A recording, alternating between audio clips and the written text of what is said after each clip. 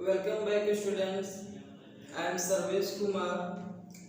Students, आज हम लोग क्लास 10th के मैथ स्टार्ट करेंगे और फर्स्ट चैप्टर से स्टार्ट करेंगे। स्टूडेंट्स, जो भी चैप्टर होगा, जो भी टॉपिक होगा, बहुत डिटेल में हम लोग पढ़ेंगे, बहुत बेसिक से पढ़ेंगे, समझते हुए पढ़ेंगे।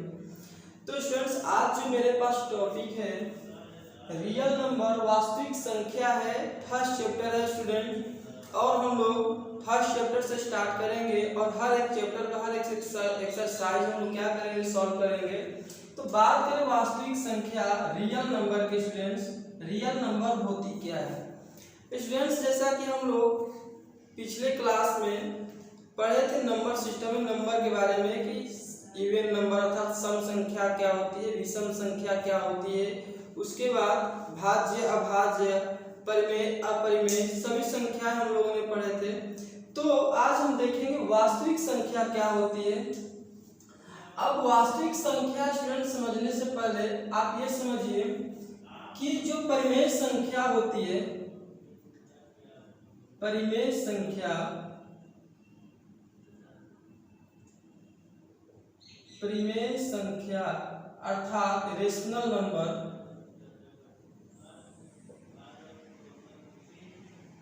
रेशनल नंबर की अगर बात करें स्टूडेंट्स, तो वैसी संख्या जो P अपन Q के रूप में होती है। अर्थात हम कह सकते हैं कि जो संख्याएं P अपन Q के रूप में होती है, सभी संख्या क्या होती है, परिमेय संख्या होती है, अर्थात रेशनल नंबर होती है।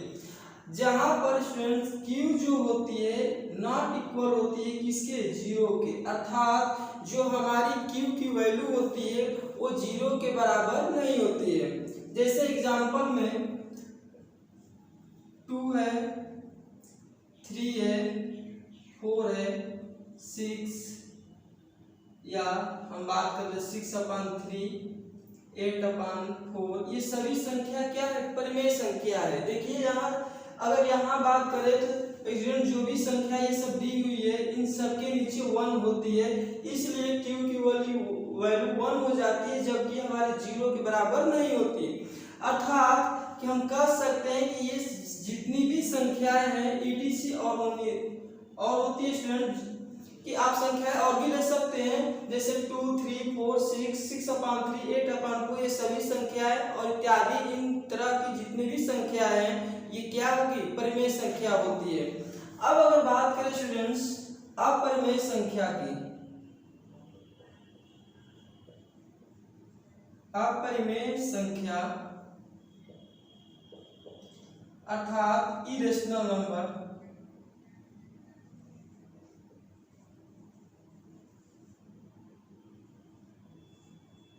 इरेशनल नंबर की बात करें स्टूडेंट्स, अगर इरेशनल नंबर वे संख्याएं होती है या अपरिमेय संख्या वे संख्याएं होती है जो P/Q के रूप में नहीं होती है। अब P/Q के रूप में जैसे नहीं होती, अगर बात करें तो एग्जांपल में देखें तो मेरे पास √2 है, √3 है, या हम ऐसे भी लिख सकते हैं कि जो 2 है 2 के पावर कितना हो जाए, हाफ हो जाए। ये भी जो हाफ होती है स्टूडेंट्स वो रूट की वैल्यू होती है। अब उसके बाद फिर देन जो पाई होती है स्टूडेंट्स, पाई की भी वैल्यू क्या होती है, अपरिमेय संख्या। ये जितनी भी संख्याएं हैं क्या है, ये सभी संख्याएं इत्यादि और सभी भी संख्याएं आएंगी, ये सभी संख्याएं क्या है, अपरिमेय संख्या है। यानी कि कहने का मतलब कि ऐसी संख्याएं जो कि P/Q के रूप में ना हो, वैसी संख्याओं को हम क्या कहते हैं, अपरिमेय संख्या कहते हैं, अर्थात इरेशनल नंबर कहते हैं। देन इसके बाद में स्टूडेंट्स बात करें हम, तो मेरे पास पूर्णांक संख्याएं हैं। पूर्णांक संख्याएं क्या होती हैं, पूर्णांक संख्याएं इंटीजर नंबर की अगर बात करें, इंटीजर नंबर अर्थात पूर्णांक संख्याएं क्या होती हैं, पूर्णांक संख्याएं की अगर बात करें स्टूडेंट्स, तो हमारा जो होल नंबर होता है पूर्ण संख्या होता है। पूर्ण संख्याओं के साथ अगर हम प्राकृतिक संख्याओं के ऋणात्मक और धनात्मक मानों को भी साथ में लिख दे स्टूडेंट्स, तो वो हमारी सभी पूर्णांक संख्याएं होती है। अर्थात जैसे हम कहें, अगर इसका एग्जांपल समझे स्टूडेंट्स, तो ये जैसे मान लीजिए हमने कहा कि पूर्ण संख्याओं के साथ, ये हमारा होल नंबर होता है, अर्थात जीरो कौन सी संख्या होती है, तो आप कहेंगे जीरो होल नंबर, अर्थात पूर्ण संख्याएं होती है। होल नंबर के साथ अगर हम प्राकृतिक संख्या अर्थात नेचुरल नंबर, तो नेचुरल नंबर मेरे पास क्या है, धनात्मक, अर्थात 1 2 3 4 इस तरह 0 1 2 3 4, उसके बाद -1 -2 -3। देखिए होल नंबर के साथ हम प्राकृतिक संख्याओं के धनात्मक मानों को भी और ऋणात्मक मानों दोनों को भी क्या किए, साथ में लिखे। ये सभी संख्याएं क्या हुई, ये सभी संख्याएं पूर्णांक संख्याएं होती है। अब बात ये होती है स्टूडेंट्स कि हमारा जो धनात्मक मान होता है, अर्थात जो हमारी धनात्मक संख्या होती है नेचुरल नंबर की, तो वो हम कहाँ लिखते हैं, तो पूर्ण संख्या जो होती है होल नंबर, वो मिड में अर्थात बीच में रखते हैं। उसके बाद उस जीरो के हम राइट में क्या लिखते हैं, राइट में हम धनात्मक संख्या लिखेंगे, जबकि जीरो के लेफ्ट में हम निगेटिव अर्थात ऋणात्मक मानों को लिखते हैं। अब हम बात करें स्टूडेंट्स कि ये जो होती है दो प्रकार, अर्थात हम बात करें कि धनात्मक पूर्णांक, एक मिनट जरा ऊपर लिखिए इसको नोट कर लीजिए स्टूडेंट।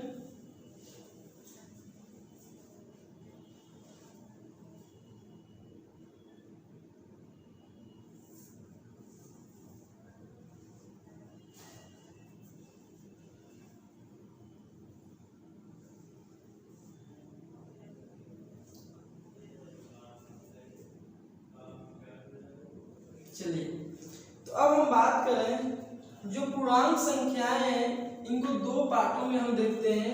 एक तो जो भाग होता है इसका, हम बात करेंगे धनात्मक पूर्णांक की। स्टूडेंट्स हम पहला बात करें धनात्मक पूर्णांक क्या होती है। धनात्मक पूर्णांक अर्थात positive integer number. Positive integer number की अगर बात करें, पॉजिटिव इंटीजर नंबर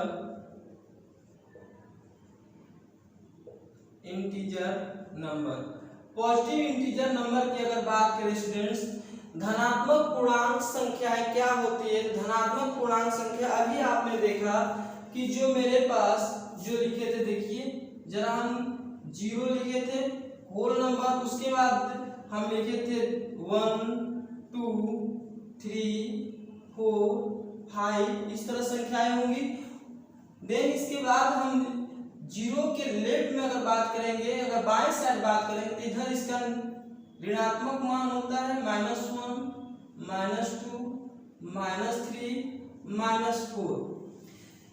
अब यहाँ हम बात कर रहे हैं धनात्मक पूर्णांक की। ये सभी तो हमारी पूर्णांक संख्याएं हैं जो कि होल नंबर के साथ प्राकृतिक संख्याएं के धनात्मक मानों को भी और ऋणात्मक मानों दोनों को मिला करके साथ में लिखा जाता है। वे संख्याएं हमारी पूर्णांक संख्याएं होती है। अब हम बात कर रहे हैं धनात्मक पूर्णांक संख्या क्या होती है। तो धनात्मक पूर्णांक की अगर बात करें स्टूडेंट्स, जो हमारे जीरो है, जीरो के राइट साइड में जितनी भी वैल्यू होती है, अर्थात कि हम बात करें ये जीरो, इसके राइट साइड में यहाँ से जितने भी इस साइड में वैल्यू होगी सभी क्या होगी, धनात्मक पूर्णांक होगी। तो धनात्मक पूर्णांक को एग्जांपल में अगर हम लिखना चाहें स्टूडेंट्स, तो यहीं देख लीजिए, इधर जो भी होगी ये क्या होगी, धनात्मक पूर्णांक होगी। धनात्मक पूर्णांक, या आप इसके एग्जांपल में ये भी लिख सकते हैं धनात्मक पूर्णांक संख्याएं 1 2 3 4 ये सभी पॉजिटिव होगा, अर्थात कहने का मतलब कि ये ऋणात्मक नहीं होगा, ये धनात्मक संख्याएं होंगी। अब जो मेरे पास सेकंड में आता है स्टूडेंट्स,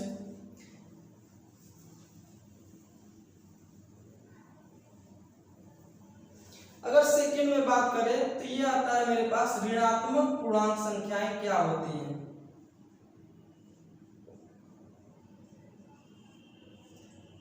ऋणात्मक पूर्णांक संख्याएं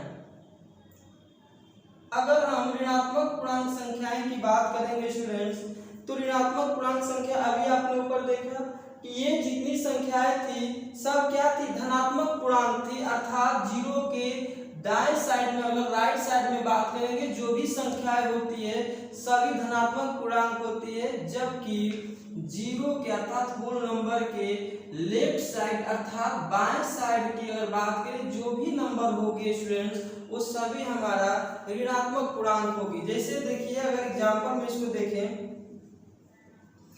तो हमारे पास ऋणात्मक पूर्णांक संख्या कौन कौन सी हो जाएगी, -1, -2, -3, -4, -5, इस तरह संख्याएं और भी हो सकती हैं। तो हमने देखा कि जो इंटीजर नंबर होती है स्टूडेंट्स, पूर्णांक संख्याएं, वैसी संख्याएं जो कि होल नंबर अर्थात जीरो के साथ हम प्राकृतिक संख्याओं के धनात्मक मान और ऋणात्मक मानों को भी लिख दें तो वो सभी संख्याएं पूर्णांक संख्याएं होती है। अब हमने कहा कि पूर्णांक संख्याएं हमारा दो पार्ट में बांटते हैं, एक तो होता है धनात्मक पूर्णांक और एक होता है ऋणात्मक पूर्णांक। धनात्मक पूर्णांक वैसी संख्याएं जो क्या हो, जिसके ऊपर माइनस का चिन्ह न हो, अर्थात जिसका वैल्यू ऋणात्मक न हो, वो सभी संख्याएं क्या होती हैं, तो धनात्मक पूर्णांक। आप सिंपली ये कह सकते हैं स्टूडेंट्स कि जो हमारा जीरो होता है, जीरो के लेफ्ट साइड में, सॉरी राइट साइड में जो भी होती है, तो सभी संख्याएं क्या होती है, वो सभी संख्याएं धनात्मक पूर्णांक होती हैं। अब हम ऋणात्मक पूर्णांक की अगर बात करेंगे तो वैसी संख्याएं जो कि अगर नंबर लाइन, ये स्टूडेंट्स हमारा नंबर लाइन को अगर शो करें सभी, तो नंबर लाइन पर जीरो के जो लेफ्ट साइड में जितनी भी संख्याएं होती है सभी ऋणात्मक पूर्णांक संख्याएं होती है। अर्थात हम ये भी कह सकते हैं कि होल नंबर के साथ साथ अगर हम प्राकृतिक संख्याओं के ऋणात्मक और धनात्मक मानों को साथ में लिखे तो हमारा एक नंबर लाइन बनता है। नंबर लाइन के मतलब अभी स्टूडेंट जैसे हमने कहा ये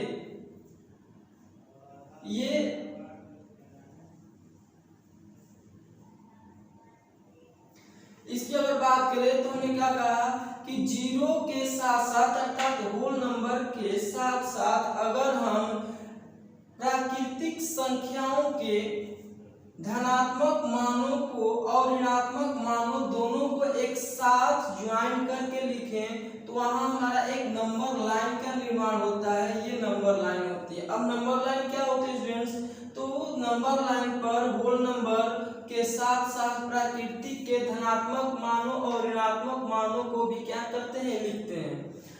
अब इसके बारे में हम बात करें स्टूडेंट्स, ये तो रहा मेरा इंटीजर नंबर। अब हम देखिए कि आखिर वास्तविक संख्याएं होती क्या है। तो देखिए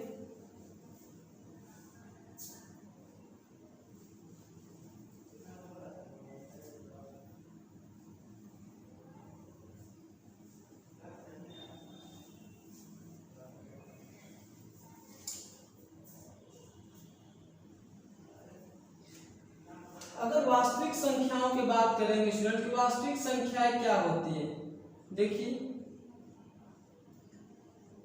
रियल नंबर अर्थात वास्तविक संख्या,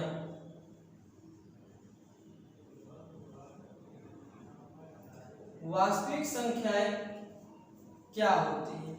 तो स्टूडेंट्स वास्तविक संख्याएं वे संख्याएं होती हैं जो कि हम नंबर लाइन पर शो करते हैं, अर्थात नंबर लाइन पर लिखते हैं। अब नंबर लाइन पर लिखने का मतलब कि हम कह सकते हैं कि अभी हमने आपके सामने इंटीजर पार्ट में बताया कि जब जीरो के साथ साथ प्राकृतिक संख्याओं के धनात्मक मान और ऋणात्मक मानों को जब एक साथ जोड़कर लिखते हैं तो ये सभी एक नंबर लाइन को क्या करती है, शो करती है या नंबर लाइन बनाती है।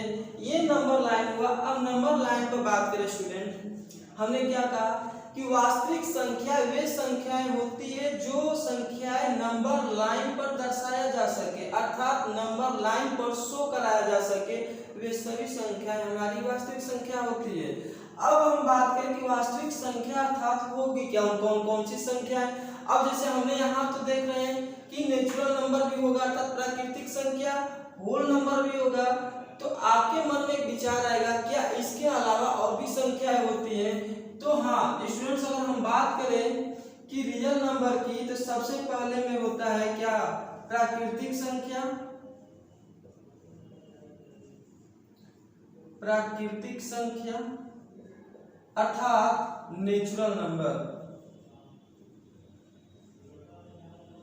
नेचुरल नंबर की अगर बात करें, प्राकृतिक संख्या की बात करें स्टूडेंट्स, तो नेचुरल नंबर, अब जानते हैं नेचुरल नंबर क्या होती है, तो 1 2 3 4 ये सभी संख्याएं नेचुरल नंबर होती है। तो ये भी हमारी स्टूडेंट्स वास्तविक संख्या होती है।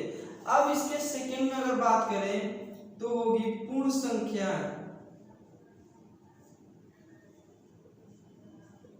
पूर्ण संख्या अर्थात होल नंबर। होल नंबर की बात करें तो प्राकृतिक संख्याओं को अगर हम जीरो के साथ लिख दें, अर्थात जीरो के साथ प्राकृतिक संख्याओं को लिख दें, तो ये सभी संख्याएं क्या होंगी, तो ये सभी संख्याएं पूर्ण संख्याएं होल नंबर होगी।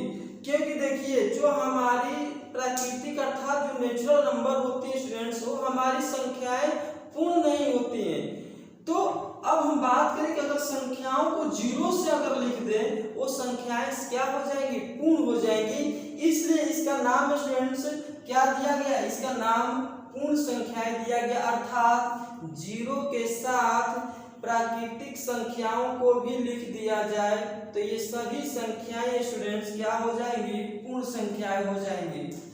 देन इसके बाद में अगर बात करें तो परिमेय संख्याएं, अभी आपको हमने बताया कि परिमेय संख्या क्या होती है, तो परिमेय अर्थात रेशनल नंबर। तो आप कहेंगे कि वैसी संख्या जिसे हम p/q के रूप में लिखे, वो सभी संख्याएं क्या होती है, परिमेय संख्या होती है। तो अब परिमेय संख्या की एग्जांपल ले लीजिए, 2 4 या 8/4, 6/3 या 9/3, ये सभी संख्याएं परिमेय संख्याएं हैं। अब अपरिमेय संख्याएं की बात करें अगर हम, अपरिमेय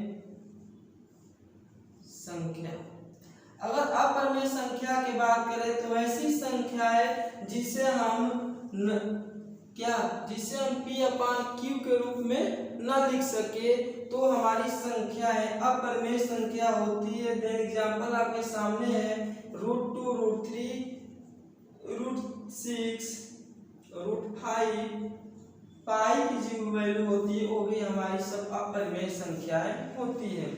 तो परिमेय संख्याएं, अपरिमेय संख्याएं, प्राकृतिक संख्याएं, पूर्ण संख्याएं हमने अभी देखा।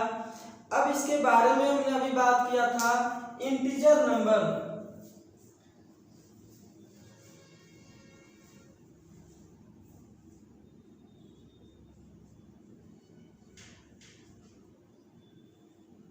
इसके बाद में हम बात करेंगे integer number. Student integer number भी क्या होती है, नंबर लाइन पर दर्शाया जा सकता है। तो अभी आपने देखा था, तो वे संख्याएं भी क्या होंगी, वास्तविक संख्याएं होंगी। तो हम कह सकते हैं कि ऐसा संख्या या ऐसी संख्याएं जो परिमेय संख्या और अपरिमेय संख्याओं का समूह होता है, वे संख्याएं वास्तविक संख्याएं के होती हैं। या हम कह सकते हैं कि ऐसी संख्याएं जिन्हें हम नंबर लाइन पर दर्शा सके, वे संख्याएं क्या होती हैं, वास्तविक संख्याएं होती हैं। तो आप इसमें समझ गए होंगे, तो इसको नोट कर लीजिए। उसके बाद हम बात करेंगे कुछ इसके प्रॉपर्टी हैं इस चैप्टर के, जो कि आपके सामने हम अभी लिखेंगे। जो भी होगा इस चैप्टर के बारे में देखेंगे क्या है, तो इसको नोट करिए।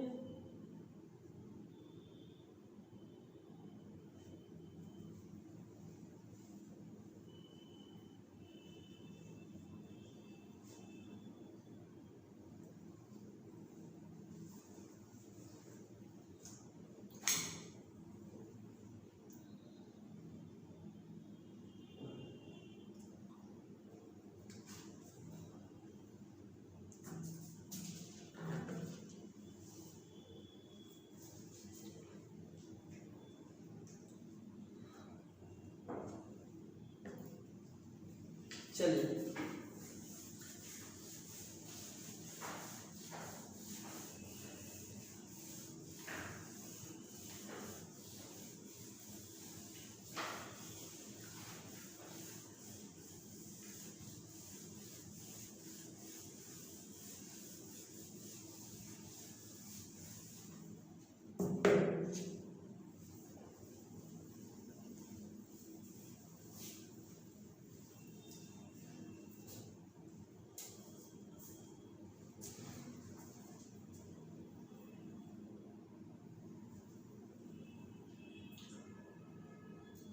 स्टूडेंट्स, अब हम बात करेंगे यूक्लिड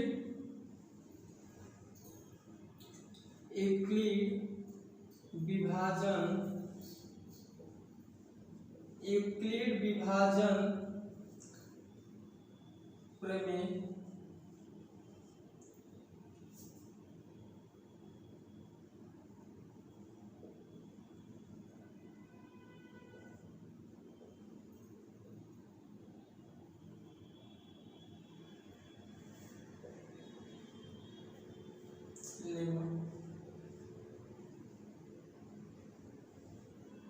यूक्लिड डिवीजन या डिवीजन लिख लीजिए, यूक्लिड डिवीजन लेमा अर्थात यूक्लिड का विभाजन प्रमेय क्या होता है। स्टूडेंट्स, हम लोग बचपन में जब हम भाग देते थे किसी भी संख्या में, जैसे मान लीजिए हम भाग देते थे कि 4 का भाग दिया गया किसमें 17 में देना था, अगर मान लीजिए, तो हम क्या करते थे 4 का टेबल पढ़ते थे, 4 4 जा 16, यहाँ से 0, ये 1। अब हमने देखा कि ये 1 क्या है, तो 1 आप कहेंगे रिमाइंडर अर्थात शेषफल है, जबकि 4 क्या है, देखिए ये जो होता है भागफल, इसको क्वेश्चन बोलते हैं। उसके बाद ये 1 जो होता है हमारा शेषफल अर्थात रिमाइंडर। उसके बाद ये जो होता है स्टूडेंट्स, ये होता है भाज्य अर्थात डिविडेंड की बात करें, और ये जो होता है division. Division, dividend, quotient, remainder, शेषफल। स्टूडेंट्स, हम करते क्या थे, अगर इस भागफल को हमको चेक करना रहता था कि ये भागफल हमने सही किया है या गलत किया है, तो देखो हमने क्या किया कि यहाँ पर मान लीजिए हम 17 अर्थात जो फार्मूला हम लगाते थे स्टूडेंट्स, भाज्य बराबर क्या लिखते थे, भाजक गुणे भागफल प्लस शेषफल। भाज्य बराबर भाजक गुणे भागफल प्लस शेषफल। अब हमने ये भाज्य है 17, भाजक क्या है ये 4, ये भाजक 4 किया, इनटू भागफल कितना है 4, और शेषफल अर्थात रिमाइंडर 1। तो देखिए 17 इक्वल 4 4 जा 16, तो ये होगा 16 प्लस 1 अर्थात 17 इक्वल टू 17। ये हमारा प्रूफ हुआ कि ये वैल्यू हमारी क्या है, सही है। तो हम बचपन में इस तरह के भाग भी देते थे और खुद से इसको चेक भी कर लेते थे कि ये भाग सही है कि नहीं है। सेम यही चीज स्टूडेंट यहाँ पर हमने कहा यूक्लिड विभाजन प्रमेय। यूक्लिड एक साइंटिस्ट थे जो कि अपना एक थ्योरम दिए थे स्टूडेंट्स, और उन थ्योरम को कहा गया यूक्लिड डिवीजन लेमा अर्थात यूक्लिड का विभाजन प्रमेय। ये प्रमेय क्या कहता है, ये प्रमेय कहता है स्टूडेंट्स, जो अभी हमने ये फार्मूला हम बचपन में पढ़ते थे, यही फार्मूला जो है हमारे सामने इस समय, ये क्या है यूक्लिड विभाजन प्रमेय का रूल है, जो कि हम इसको लिखते हैं। चलिए इसको अभी रफ कर दें।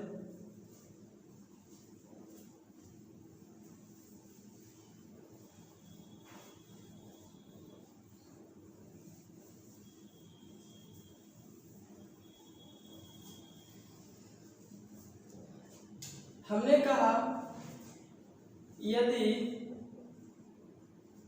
ए और बी कोई धनात्मक पूर्णांक संख्याएं हैं, कोई धनात्मक पूर्णांक संख्याएं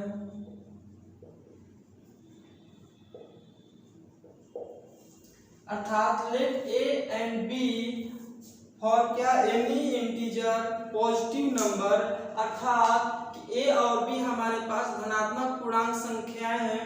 अब हमने जो फार्मूला लिखा अभी देखिए कि मेरे पास फार्मूला ये है, अगर यूक्लिड डिवीजन लेमा की बात करें प्रमेय के तो क्या होता है, ये होता है A equal to B into Q plus R. समझे आप, A equal to B into Q plus are, ये जो संख्याएं होती हैं वो होती हैं, ये जो फार्मूला दी हुई है संख्याओं से बनाकर, यही स्टूडेंट्स हमारा यूक्लिड डिवीजन क्या थ्योरम अर्थात लेमा कह सकते हैं। अब यहाँ देखिए ए क्या है, अभी हमने बताया जो ए है इसको हिंदी में भाज्य लिखें या इंग्लिश में डिविडेंड कहेंगे।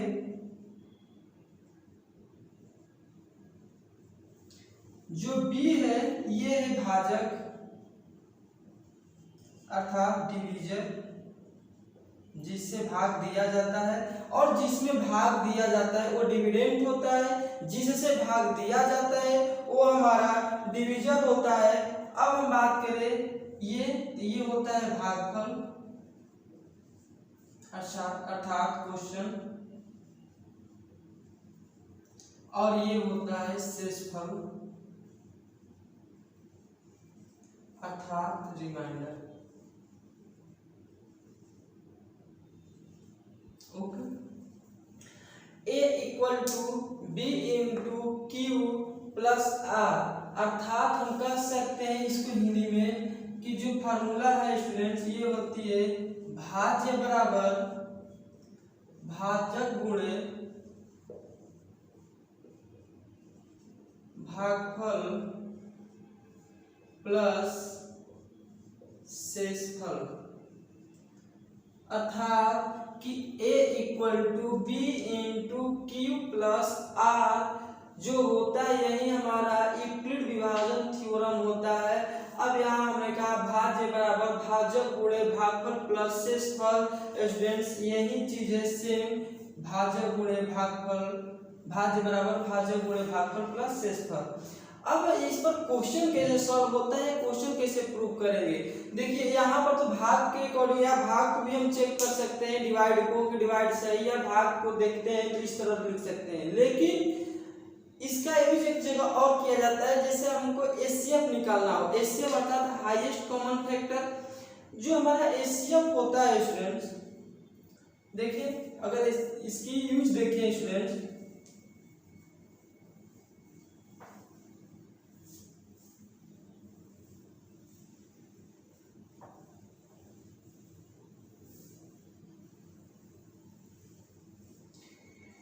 अगर इसके यूज की बात करें, देखिए सबसे पहले एचसीएफ निकालने में किया जाता है, क्वेश्चन में देगा कि आप यूक्लिड विभाजन के प्रमेय के अनुसार आप क्या करिए, एचसीएफ फाइंड करिए। एचसीएफ हमने फैक्टर के साथ, फैक्टर के द्वारा भी हम सॉल्व करते निकालते थे, फैक्टर किए जो भी एचसीएफ जिस संख्या को निकालना है और उस संख्या का फैक्टर निकालकर जो कॉमन फैक्टर होता है सबसे हाईएस्ट उसको क्या कहते हैं, एचसीएफ होता है। लेकिन क्वेश्चन में देगा कि आप यूक्लिड विभाजन अर्थात यूक्लिड का जो आपके पास डिवीजन का जो थ्योरम अर्थात लेमा है उसके अनुसार क्या करिए, आप एचसीएफ निकालिए। जैसे मान लीजिए कि कोई भी संख्या ले लीजिए, मान लीजिए मेरे पास एक संख्या है 45 और 125, इन दो संख्याओं का एचसीएफ क्या होगा, बाई यूक्लिड डिवीजन लेमा अर्थात यूक्लिड विभाजन प्रमेय से आप इसको फाइंड करिए, ज्ञात करिए। आप क्या करेंगे कि आप यहाँ तो फैक्टर करेंगे नहीं, क्यों, क्योंकि ये बोल दिया है सीधा सीधा यूक्लिड विभाजन प्रमेय के द्वारा आपको एचसीएफ फाइंड करना है। तो यूक्लिड विभाजन थ्योरम स्टूडेंट्स, अभी आपको हमने कहा ये जो थ्योरम होता है A equal b q plus r होता है, जहां ए बी हमारा धनात्मक पूर्णांक होता है।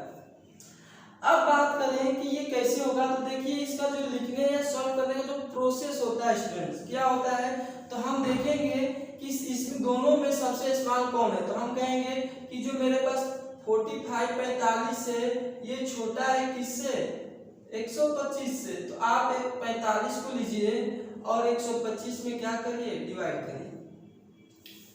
145 को लीजिए और 125 में क्या करिए, डिवाइड करिए। हम देखिए आपको बता रहे हैं कि इसका यूज कैसे किया जाता है एचसीएफ फाइंड करने में। देन क्वेश्चन जो एक्सरसाइज का हम कराएंगे तो उसमें पूर्ण क्वेश्चन कराएंगे, बताएंगे कि कैसे क्वेश्चन होगा। फिलहाल एग्जांपल के अकॉर्डिंग पर समझ लें कि ये क्या होती है, कैसे इसको लिखा जाता है, कि हम यूक्लिड विभाजन प्रमेय को एचसीएफ जब ज्ञात करेंगे तो सॉल्व कैसे करेंगे, या उसका जो थ्योरम होता है उसको लिखेंगे कैसे। तो देखिए आप क्या करेंगे, सिंपल इसको डिवाइड करिए।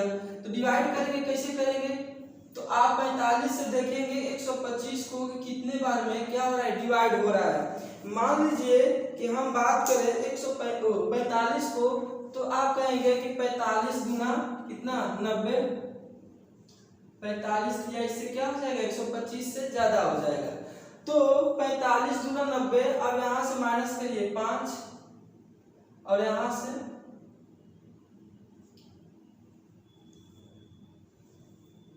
3।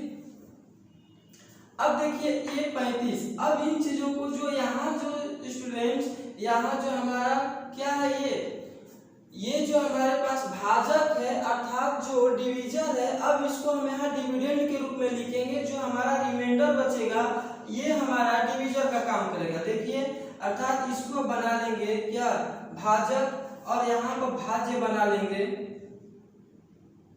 45। ओके, अब देखिए 35 1 से तो 0 1, देन फिर इसके बाद हम प्रोसेस लगाएंगे ये। अब इस 45 को हमने यहाँ लिखा, चलिए आप समझ गए होंगे। तो इस 45 को यहाँ लिखिए, 35 को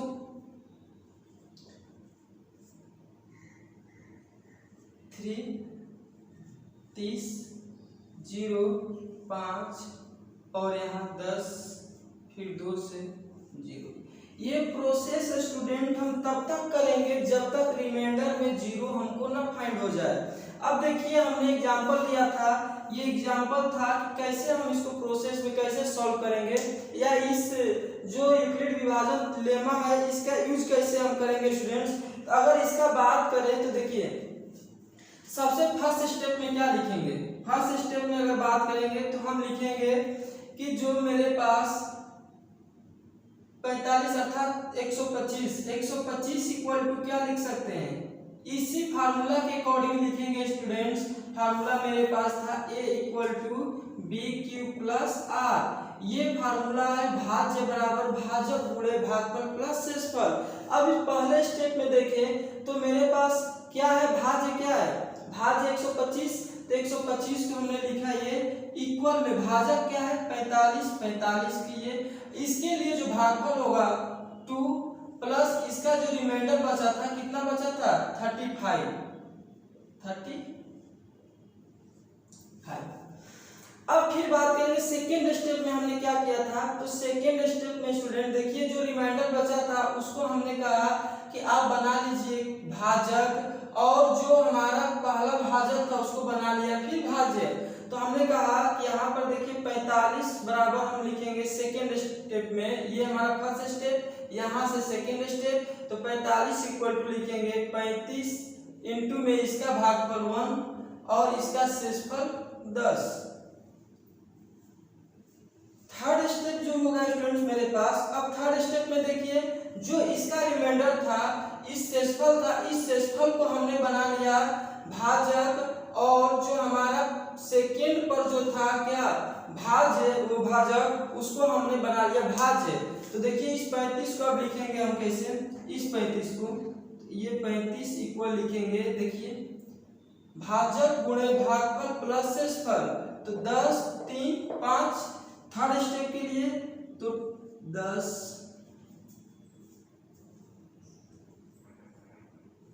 3 5। देखिए अब हम अगर इसकी बात करेंगे तो जो हमारे पास फोर्थ स्टेप आएगा स्टूडेंट्स, ये क्या आएगा, तो 10 अर्थात 10 इक्वल लिखेंगे। अब देखिए 10 के लिए क्या लिखे हम, 10 के लिए हम लिखेंगे